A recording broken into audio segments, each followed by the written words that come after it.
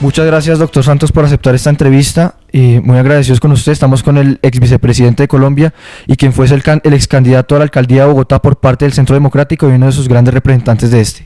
Pues muchas gracias y un placer poder estar aquí ayudándoles a ustedes en este proyecto de grado final del Lincoln. Muchísimas gracias. Quisiera empezar preguntarle, doctor Santos, por cuál es su concepción de la justicia, hablando de la justicia transicional desde su punto de vista del ideario del Centro Democrático. Pues mire, nosotros en el gobierno anterior utilizamos justicia transicional. La ley de justicia y paz era eso. Empezó, además durante la creación de esa ley yo estuve visitando visité Sudáfrica para mirar qué era lo que habían hecho, visité Guatemala, empezamos a mirar distintos modelos de justicia y pues siempre en justicia transicional queda alguien descontento. Lograr el mundo perfecto ideal es imposible. El modelo nuestro empezó siendo un puro mecanismo de justicia transicional sin cárcel, pero en la discusión en la discusión en el Congreso y en las discusiones, el primer proyecto tenía esos elementos, quedó el proyecto que finalmente quedó, que eran 8 años de cárcel como máximo. Había que confesar los delitos, había que enfrentar las víctimas y en los tribunales de justicia y paz la víctima enfrentaba al victimario. Y a mí me tocó ver unas cosas y valdría la pena que ustedes miraran lo que hay en la fiscalía sobre eso, porque es muy interesante. En algunos casos el victimario seguía siendo el machote y la víctima, en otros casos las víctimas se empoderaban y el Estado estaba del lado de las víctimas y el victimario acababa de verdad entendiendo, pidiendo excusas o digamos, dándole esa oportunidad a la víctima de decir su verdad. Reparación fue muy difícil y en ninguna parte del mundo la reparación y hubo mucha verdad. Mucha verdad, más verdad de la que cualquier persona quisiera frente al tema de los paramilitares. ¿Qué problema hubo? No hubo condenas, pero se resolvieron, o sea, se supo quién, cómo, cuándo y dónde por las confesiones de más de 30.000 homicidios. Eso no ha pasado nunca. Y no hubo condenas porque la Corte Suprema y la Corte Constitucional decidieron que había que hacer imputaciones individuales y nosotros queríamos hacer imputaciones colectivas por grupos, por frentes, por bloques. Y ahí se generó un cuello de botella en la justicia transicional de nuestro caso, de la ley de justicia y paz, que yo les quiero ser sincero, el día que se estudie eso se va a ver como un modelo muy importante y un modelo que a mí en las discusiones con el fiscal de la Corte Penal Internacional, el argentino, se me olvidó el nombre, me dijo, mire, ustedes diseñaron un modelo demasiado perfecto para un enredo tan grande. A mí me parece que se ha debido partir de ahí. Y no, se partió de los aprendizajes, de lo que eso sirvió, hemos debido continuar en ese modelo para hacer el proceso con las FARC y con el ELN, entre otras porque es que son iguales. Los paramilitares y la FARC y el ELN para mí no son distintos. Son grupos criminales que van a entregar las armas, van a entregar un poder y necesitan algo a cambio, y era eso la justicia transicional. Entonces, al diferenciar unos de otros y al diseñar un nuevo modelo de justicia transicional, me parece que este gobierno se equivocó y va a generar un grado de impunidad prácticamente absoluta. Cuando nos referimos a impunidad, sabemos que es una de las más grandes críticas que ha sufrido el proceso de paz actualmente. ¿Por qué cree el Centro Democrático que este proceso va a traer impunidad y qué formas de justicia creería necesarias para evitar la impunidad? Lo primero es que el proyecto de alternatividad penal o el proyecto de justicia transicional plantea departamentos por cárceles, no plantea encarcelamiento, plantea la posibilidad de que los líderes pasen del monte al Congreso. Y eso es un mensaje fatal hoy en día en un mundo que evolucionó. Eso hace 30 años con el M-19 y con el EPL era posible, hoy no. Y además la guerra en los últimos 30 años fue muchísimo más bárbara y se cometieron toda clase de crímenes de guerra y crímenes de lesa humanidad. El mundo evolucionó. Entonces tenemos que adaptarnos a ese mundo. Estamos atados a la Corte Penal Internacional porque no ha habido tanta verdad. Y yo creo que eso es un componente muy importante. Entre otras porque la Comisión de Verdad no la forma alguien independiente. Cuando nosotros hicimos la Comisión de la Verdad nuestra con los paramilitares, la presidía yo y le dimos total independencia a quienes del Estado y de los paramilitares. No generamos, digamos, eso que hay hoy porque, o que se acordó con las FARC, porque es que eso no va a llegar a la verdad, eso no va a ser la verdad. Porque es que la FARC tampoco va a querer autoincriminarse y tampoco va a querer. Entonces ahí hay una ausencia de mirar a las FARC como una organización criminal, y eso ya de por sí es un grado de impunidad muy grande. Yo no veo qué va a pasar con la justicia. A ver, usted me pregunta hoy qué va a pasar con Timochenko y yo le tengo que contestar francamente, nada. ¿Qué va a pasar con Romaña? Nada. Van a poder pasar del monte al Congreso, y me parece que eso es muy dañino para la sociedad colombiana y para el futuro. ¿Qué cree usted que van a pensar ellos apenas salga esta justicia transicional? ¿Y cómo cree que vamos a quedar ante la comunidad internacional y pues esta Corte Penal Internacional respecto al tema de la justicia transicional que va a ser implantada en este país con el Tratado de Paz con las FARC? Mire, la Corte acaba de tomar una decisión y enjuició a un militar, creo que es, en África por violación sistemática. Aquí pasó lo mismo. Aquí la cantidad de violaciones que hubo en las FARC es aterrador, y eso no puede quedar impune. Entonces se está caminando un camino muy peligroso en el que la Corte puede decir, perdóneme, pero este caso yo lo miro. Joseph Kony, que es de Uganda o de el grupo de los Hijos de Dios, no me acuerdo cómo se llama, está acusado ante la Corte Penal Internacional por el reclutamiento de menores. Aquí eso es mucho, aquí se hizo de todo en ese sentido. Pues hoy el ELN tiene un niño de 3 años por distintas razones, porque la niña de 17 se salió del grupo y no quería estar. Entonces, para solo mirar 2 puntos críticos que la Corte Internacional cree que son muy importantes. Entonces, el proceso de paz y la justicia transicional no pueden de ninguna manera dejar de lado a la Corte Penal, porque en ese momento pueden ellos intervenir, y nosotros como país signatario tenemos que acudir a ellos. Entonces eso le genera riesgos jurídicos a los líderes de las FARC, a los miembros de las FARC y del ELN, y eso es lo peor que puede pasar. Entonces es preferible, porque si usted los condena a 3 años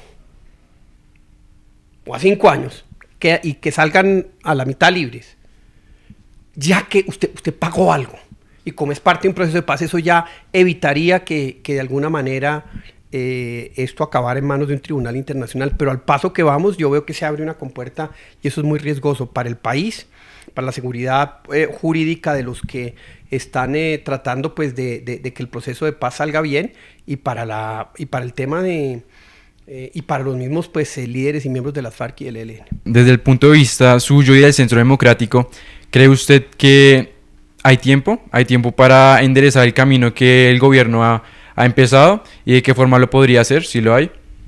Uy, no sé, mire, ahí sí me corcha. No sé si hay tiempo. Pues no se ha firmado nada, entonces siempre hay posibilidad. El enredo que hay ahorita es con el tema de justicia, porque es que el gobierno tiene claro esto. Y creo que la FARC lo que quiere es que pase lo de hace 30 años, que es que el señor Antonio Navarro y fueron no sé qué y pasaron y llegaron al Congreso. Eso hoy no se puede. Ellos tienen que entender que eso hoy no se puede. Que hoy la legislación internacional impide eso. Y pues yo no sé cómo se pueda solventar.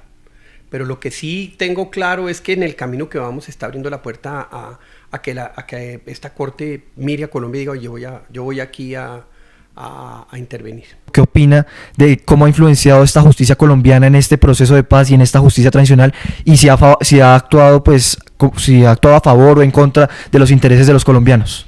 Pues mire, yo siento que el fiscal tomó partido a favor de las FARC.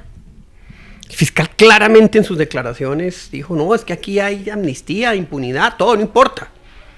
Pero eso sí clavaba a los generales, ¿no? Entonces usted genera un desequilibrio. La justicia perdió una independencia para mirar qué es lo que mejor le sirve a la sociedad. Y eso fue absolutamente funesto. Yo conocí los fiscales encargados de justicia y paz, y vi una gente trabajando con una mística, y yo creo que ese experimento fue muy positivo. No haberlo recogido fue un error. Fue un error no haber mejorado y haber discutido cómo esto hubiera podido salir bien, me parece que nos genera un camino de incertidumbre. El otro elemento es que mucho de esta justicia transicional, como están planteando, porque es que al final, como no hay acuerdo, todos los detalles no lo sabemos, pues acabaría suplantando la justicia nacional, porque ellos tenían prioridad para coger cualquier caso. Y eso es un precedente de inseguridad jurídica muy grande que asusta a cualquier persona, a cualquier inversionista, y que genera, digamos, riesgos jurídicos grandes para el país. ¿Cuál es el concepto para usted y para el partido de lo que es justicia? Justicia normal. Pues mire, debe ser pronta. La justicia debe ser pronta. La justicia no puede ser a los 10 años, a los 8 años, a los 15 años. Lo que está pasando hoy en día. Hoy en día la Corte Suprema de Justicia tiene un miembro de nuestro partido en detención preventiva y lleva 2 años y medio. La Corte Suprema de Justicia. Un exgobernador y un exalcalde, el señor Luis Alfredo Ramos.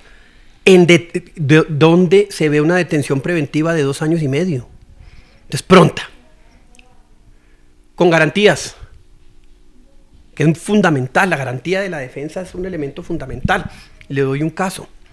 A Alberto Velázquez lo condenaron a 8 años, que era por supuestamente haber entregado un puesto, haber dado un puesto a un político, no sé a quién. Y el señor le pidió a la Corte Suprema y le dijo, por favor, pregúntenle, déjeme como testigo la jefe de personal, el gerente, todas las personas que tenían el poder de decisión para dar ese puesto, que hubieran dicho que no. Y la Corte no los aceptó como testigo. Entonces no hay ese tipo de garantías. Y tercero, hombre, el testimonio de una persona no es prueba contundente para condenar. Yo creo que ahí lo que está utilizando la justicia hoy es lo machaco y se va a 30 años, o le doy 8 y me acusa a este. Así no funciona la justicia. La justicia tiene que tener pruebas certeras, sin lugar a dudas, sin duda razonable para poder condenar a alguien. Y aquí la duda razonable pues ya no existe. Es más, si usted escucha el audio de la Corte Suprema de Justicia hablando sobre el caso de Diego Palacios, eso es aterrador, donde un magistrado de la Corte dice, es que aquí no juzgamos en derecho, aquí vamos a hacer un juicio político. Y uno dice, ¿aquí qué está pasando? Entonces, yo creo que esos son elementos que la justicia tiene que tener en cuenta, y el grave problema de nuestro país es que no tenemos justicia y que la justicia se politizó.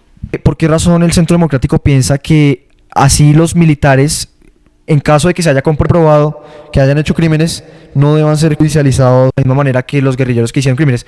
No. Mire, porque nosotros diferenciamos entre un Estado democrático con fuerzas armadas legítimas y una organización ilegítima que toma las armas para destruir ese Estado. Eso es como si ahorita Estados Unidos cogiera a ISIS y dijera, no, es que usted es como igual que yo, entonces, no, eso es imposible de aceptar. Nuestros generales, nuestros coroneles, de hecho, yo no puedo igualar al general Montoya con Romaña. General Montoya lo vigilaba la Procuraduría, lo vigila la Fiscalía, o sea, tiene toda una institución que está detrás. Entonces, a ellos los debes juzgar la institucionalidad democrática, porque a ellos la República les entregó las armas para defendernos. Nosotros se levantaron. Y son 2 jerarquías distintas, y creo que gran parte del problema del proceso es que igualó a uno y a otro. Igualó a la guerrilla con el Estado, igualó a la FARC con el ejército, y eso es un error de concepción brutal para una negociación. Porque en esos momentos usted se siente que negocia de tú a tú, y ahí usted pues puede, como organización insurgente, guerrillera o terrorista, pedir lo que quiera, y el Estado ya sin esa legitimidad y esa diferencia pues queda, digamos, en una posición precaria para negociar. ¿Qué cree usted que va a pasar después de la negociación, después de la firma de paz con las FARC, y ahora que ayer nos comentaban iniciaron diálogos con el ELN, teniendo en cuenta que van a implantar la misma justicia transicional que se usó con las FARC? ¿Qué cree usted que va a pasar con el país en los próximos años si no cambia de eso? Que en 10 años vamos a tener FARC-CRIM, ELN-CRIM, como hoy tenemos BACRIM, y van a estar pidiendo exactamente las mismas condiciones, y van a estar negociando con el gobierno dentro de 10 años que les den las mismas condiciones que le dieron a las FARC. Por eso es tan importante el tema de justicia, porque eso sí genera un castigo para que las siguientes organizaciones sepan, a mí me pueden castigar. La impunidad lo único que hace es generar más impunidad. Esa es la gran preocupación que tenemos, que estos procesos de paz no lleguen a dejar una paz real y consolidada, sino sean el camino a otros tipos de violencia.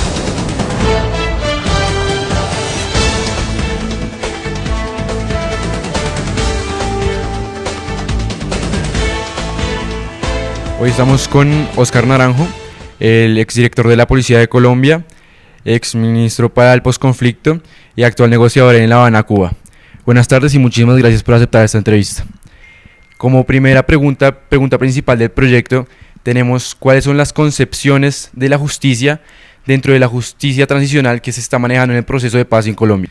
Bueno, lo que habría que reconocer es que la humanidad ha creado, justamente para superar conflictos armados, lo que se denomina un modelo de justicia transicional, que significa que sociedades que enfrentan esta tragedia demandan de una justicia que cumpla por lo menos 4 funciones. Primero, que permita esclarecer la verdad, para que sobre esa verdad realmente haya una conciencia y una memoria histórica que contribuya a sanar las heridas. En segundo lugar, que evidentemente se aplique justicia, pero una justicia no de tipo vengativo, no una justicia retributiva, no una justicia necesariamente basada en la privación carcelaria para los victimarios, sino una justicia restaurativa, reparadora. Un modelo de justicia transicional incluye también el propósito fundamental de reparar a las víctimas, porque qué duda cabe que una sociedad enfrentada a un conflicto lo que realmente produce son víctimas, miles y miles de víctimas que tienen que estar en el centro de la justicia para ser reparadas. Y al final, un elemento clave de justicia transicional es dar garantías de no repetición. Se trata de que una sociedad entera se reconcilie sobre la premisa básica de que habrá un nunca más para la combinación de armas y política, de un nunca más para que la violencia sea derrotada y proscrita, y de un nunca más para que nadie ejerza justicia por cuenta privada y sea el Estado el único que asegure el monopolio de las armas, la administración de justicia y el recaudo de los tributos de una sociedad. Que en el ideario cultural de la persona de la calle piensa justicia como igual a cárcel, y usted alguna vez dijo en un pronunciamiento que cárcel no era igual a justicia. Quisiera que nos explicara esa afirmación. Bueno, una de las paradojas cuando las sociedades son víctimas de la violencia es que su arma de salvación es la aplicación de justicia, y de justicia penal. Realmente una sociedad que se siente amenazada por el crimen organizado o por grupos armados ilegales o por movimientos guerrilleros e insurgentes piensa que la única manera en que puede superar esta situación es que haya una justicia que condene a los victimarios a estar en las cárceles, a estar detrás de las rejas. Esa es una dimensión, en nuestra opinión, que hoy para nada se compadece con la modernidad, donde el enfoque del ser humano tiene que ser un enfoque reparador, porque no importa qué tan peligroso sea un delincuente, ese delincuente sigue siendo un ser humano que en el marco de un conflicto no necesariamente debe reparar a sus víctimas privado de la libertad. Pensar que impunidad es permitir que las personas reparen las víctimas y no estén en la cárcel es un gran error. Y pensar que justicia es solamente privación y castigo para el delincuente también es un gran error. Por eso lo que estamos diciendo aquí es, si queremos poner fin al conflicto armado en Colombia, si queremos reconciliarnos, si queremos sanar las heridas, deberíamos entender que la justicia va más allá del simple castigo al delincuente, al que está por fuera de la ley, al rebelde, y la justicia, por el contrario, es el punto de ensamble de un proceso de reconciliación sin distingos. Lo que sí es cierto es que en este proceso de paz nunca toda la sociedad colombiana se había visto abocada sobre un tema como es este. Pero esto también ha causado que se generen opiniones en contra, y es cuando vemos que hay algunos grupos políticos y grupos de personas que creen que la justicia transicional va a traer impunidad. ¿Cómo usted, como negociador de esta justicia, los podría refutar, o qué piensa de esto? Bueno, yo creo que para una sociedad democrática es muy importante que no haya unanimidad. Al final la democracia se basa en el respeto y la tolerancia por ideas de distinto orden y origen, y que al final reflejan también distintas apreciaciones sobre la realidad. Qué bueno que en la democracia colombiana haya lugar a que voces expresen su incertidumbre, sus miedos, su inconformidad sobre estos temas de la paz, de la justicia. Pero no, al final lo que tendría que decir es que las víctimas nos han dado una gran lección. Déjenme comentarles y participar con ustedes de una de las experiencias más formadoras que particularmente yo he tenido en la vida. Cuando en La Habana, hace ya un poco más de un año, nos visitaron en distintos grupos cerca de 60 víctimas. Esas 60 víctimas lo que dijeron fue 3 cosas fundamentales. Primero, no renuncien a la negociación política para poner fin al conflicto. Segundo, nosotros como víctimas estamos dispuestas a reparar y estamos dispuestas a perdonar. Y tercero, firmemos la paz para que no haya más víctimas en el futuro. Cuando una víctima de la violencia, del conflicto armado, muestra esta generosidad de querer perdonar a su victimario, uno diría que allí está el ejemplo sobre el cual se puede edificar un proyecto de nación donde la tolerancia, el perdón, la reconciliación sean el faro, la guía y el norte de una sociedad que busca un destino común. En esta justicia transicional se ha hablado mucho de lo que es la verdad. ¿Cómo cree usted que va a influir la verdad y pues que verdaderamente confiesen los delitos para que verdaderamente haya justicia? ¿Cómo cree que se va a verificar que haya una verdad absoluta en lo que en lo que los guerrilleros digan, pero no solo los guerrilleros, sino los militares también que han cometido actos? Bueno, la justicia transicional, tal como ha sido diseñada, tal como se pretende implementar en el caso colombiano para cerrar el conflicto, es una justicia que parte de la necesidad del reconocimiento de responsabilidad. Y ese reconocimiento de responsabilidad es el que abre la puerta para que haya un tratamiento especial y diferencial con la justicia ordinaria. Pero no basta el reconocimiento. La verdad se constituye en el elemento central, porque es a través de la verdad, como una sociedad, como un pueblo, como un país, reconstruye sus episodios que dieron origen a esta barbaridad de estar enfrentados por más de 5 décadas. La verdad, uno diría, es el punto de convergencia de una realidad que por muchos años ha sido difusa y que ha mantenido niveles de impunidad y que ha permitido que se regeneren manifestaciones de violencia. La verdad tiene el propósito fundamental, primero, de sanar las heridas de las víctimas. Déjenme decirles lo siguiente. Cuando pregunto a padres de personas que tienen a sus hijos desaparecidos, ellos no están invocando que la justicia ponga tras las rejas a la persona que lo desapareció. Ellos lo que quieren es que ese victimario les diga en qué condiciones lo desapareció, dónde están los restos de ese ser querido, y a partir de esa verdad empezar a hacer un duelo que significa identificar al agresor, pero al mismo tiempo reconocerse en la tragedia de su ser querido a partir de esa verdad. Muchas gracias, General Naranjo, por ayudarnos en este proyecto de investigación que su propósito es dejar de lado esa desinformación que ha existido y que una persona del común se haga su verdadero criterio sobre qué es la justicia transicional, escuchando las diferentes posiciones y aquí escuchando la suya como negociador del gobierno. De verdad que muchas gracias. No, a ustedes muchas gracias y muchas felicitaciones por este proyecto, por este esfuerzo investigativo, porque realmente hay una frase que parece ser una frase de cajón. Especialmente los mayores decimos que la juventud tiene en sus manos el futuro de la nación. Yo diría que aquí, la verdad, viendo una juventud que se ocupa de estos temas, la nación puede tener la certeza, la certidumbre total de que habrá futuro. Y termino con una frase que expresó recientemente un político centroamericano muy importante, cuando dijo que la pregunta que habría que hacerse es no cuál es el país que vamos a dejar a nuestros hijos. La pregunta que tenemos que hacer es qué hijos le estamos dejando a nuestro país.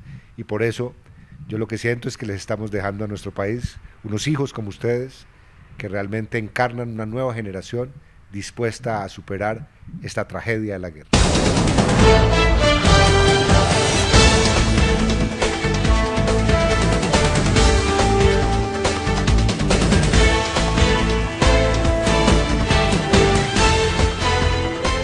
Buenos días, hoy estamos acá con la representante de la Cámara, Clara Rojas, ex víctima de las FARC, también fue candidata vicepresidencial a la presidencia de Colombia. Muchas gracias por estar con nosotros. Sí, no, mil gracias a ustedes, un saludo muy cordial a todos los alumnos de la Abraham Lincoln. Para mí realmente es un gusto que la juventud colombiana esté muy interesada por el desarrollo de la paz. Muchas gracias.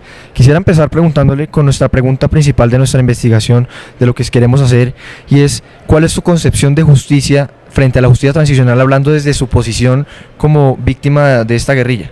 Bueno, sin duda, pues hablar de justicia no es fácil sin tener en cuenta que el objetivo mayor pues es tratar de sacar un proceso de paz adelante. Yo creo que si uno se fuera a poner rigurosamente en que si este acuerdo que se ha logrado de justicia transicional cumple todas las expectativas, pues no las cumple, si lo miramos desde un punto de vista estrictamente jurídico, ¿no?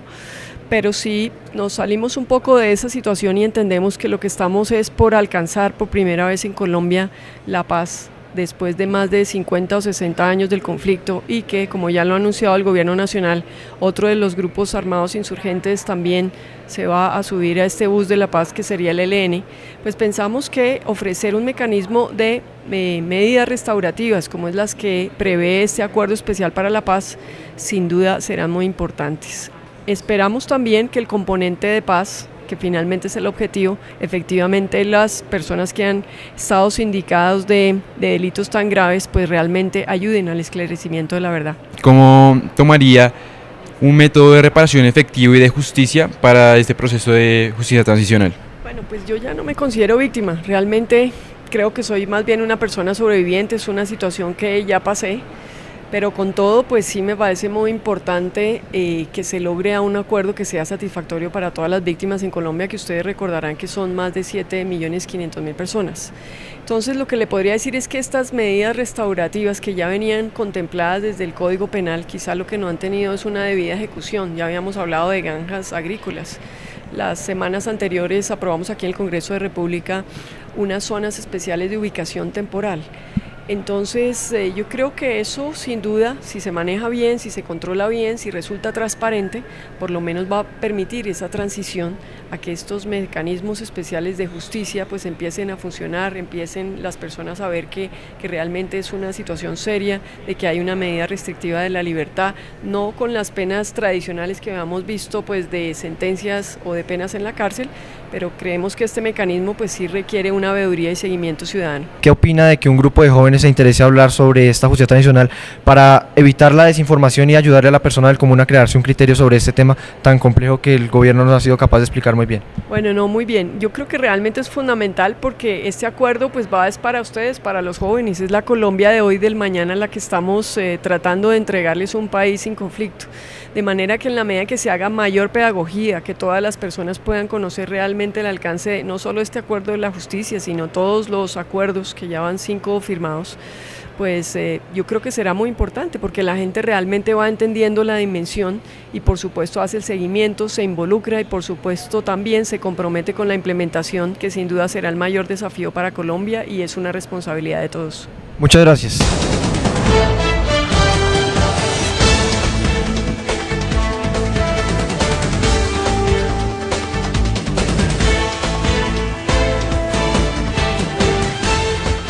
Estamos con Juan Roberto Vargas, director de Noticias Caracol, uno de los medios de comunicación más importantes en Colombia. Muchas gracias por aceptar esta entrevista, Juan Roberto. Nicolás, muchas gracias a usted y a Eduardo por la invitación. La primera pregunta y pregunta principal es acerca de cuáles son las concepciones de justicia frente a la justicia transicional en el actual proceso de paz en Colombia. Mire, qué pregunta tan interesante por lo siguiente. Vengo casualmente de hacer una entrevista con el fiscal general encargado sobre ese tema. Y aunque se supone que uno es experto en el asunto, es un tema tan recurrente y tan lógico la pregunta que se le hace a la gente en la calle. ¿Qué es justicia, la justicia ordinaria, frente a la justicia que le van a aplicar a los miembros de las FARC cuando se desmovilicen? Yo no defiendo el modelo, yo no lo defiendo ni estoy a favor o en contra.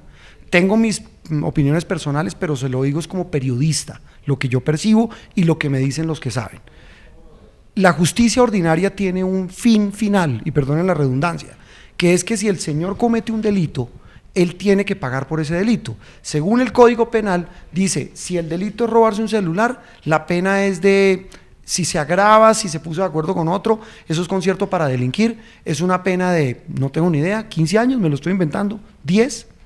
Si es un guerrillero que está en un proceso de paz y que se somete y hace un negocio, un acuerdo con el Estado, en este caso el gobierno, representado el Estado en el gobierno y en los negociadores, y le dice, mire, yo me quiero reinsertar a la vida civil. Yo, claro, he cometido delitos y muchos graves. He secuestrado, he matado, he masacrado, he desaparecido, he hecho todo todo el Código Penal y todos los delitos de lesa humanidad. Pero yo no estoy dispuesto a irme a la modelo con el tipo que robó el celular.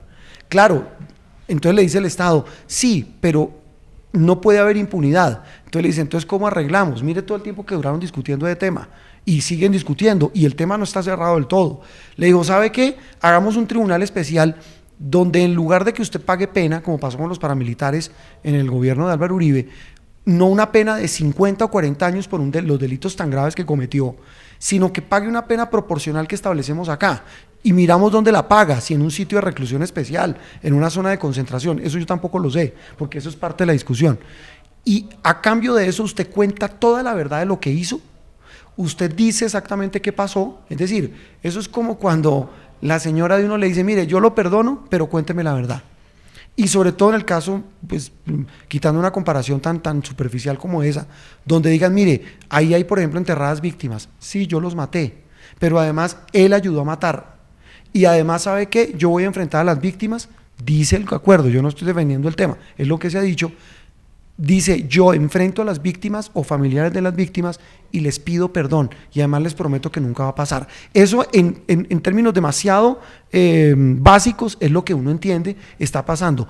Eso tiene una cantidad de detalles y minucias que seguramente, como dice alguien, Dios y el diablo están en los detalles, como los contratos. Seguramente habrá que ver esa letra pequeña que dice sobre esas condiciones. ¿Cómo cree usted que los grandes medios de comunicación influyen en el colombiano del común para ayudarse a formar su concepción de justicia frente a este tema que todo el país está viendo abocado? Mire, eso también es una pregunta muy interesante, Eduardo, por lo siguiente, porque este es un país donde muchas veces el Estado no está.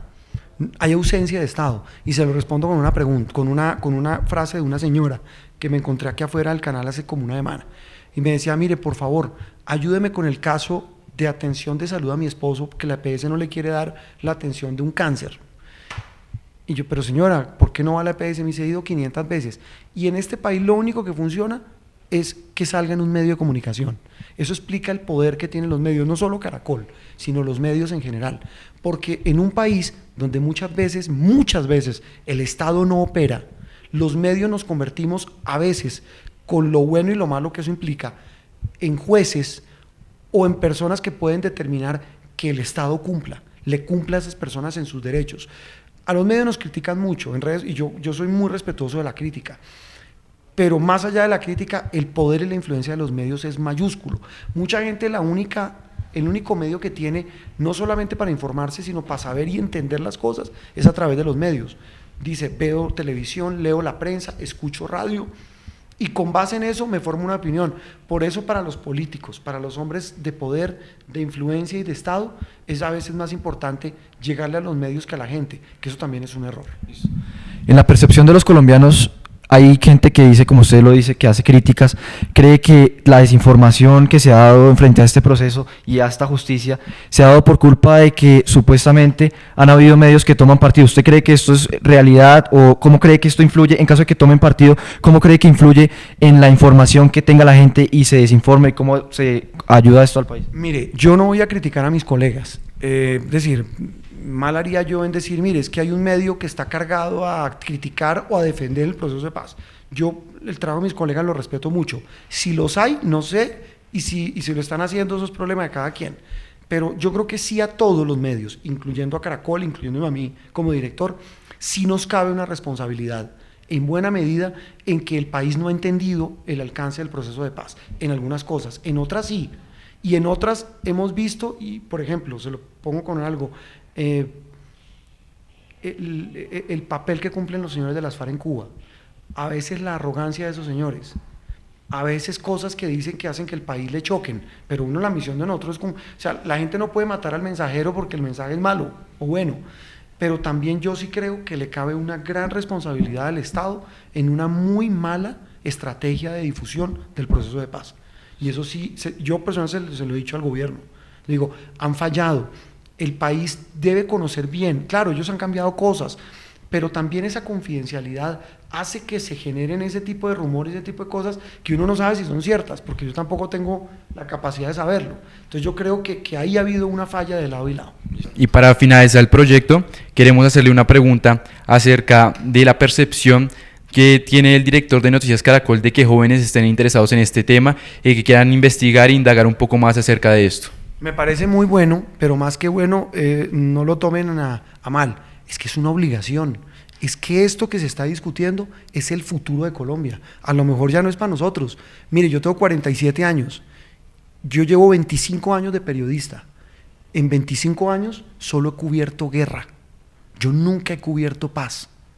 Imagínense lo que va a implicar que se firme una paz buena o mala, perfecta o imperfecta, seguramente imperfecta. Muy seguramente, estoy seguro imperfecta, pero paz.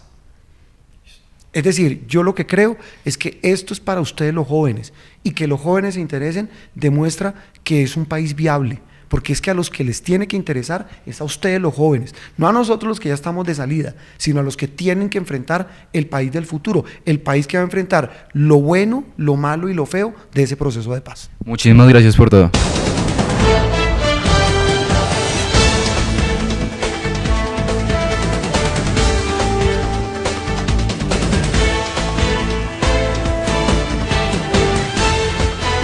¿Cuál es su concepción de justicia dentro de esta justicia transicional que se va a implantar en el proceso de paz con las FARC?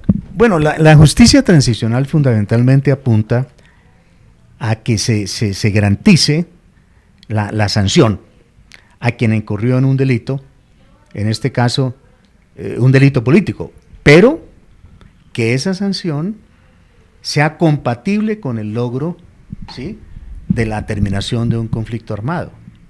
De tal manera que la justicia transicional lo que busca es estándares de justicia que permitan el logro de lo que en la Constitución colombiana se conoce como la paz, ¿sí? Eso es lo importante, una justicia que no sea impedimento para que el país supere un conflicto armado.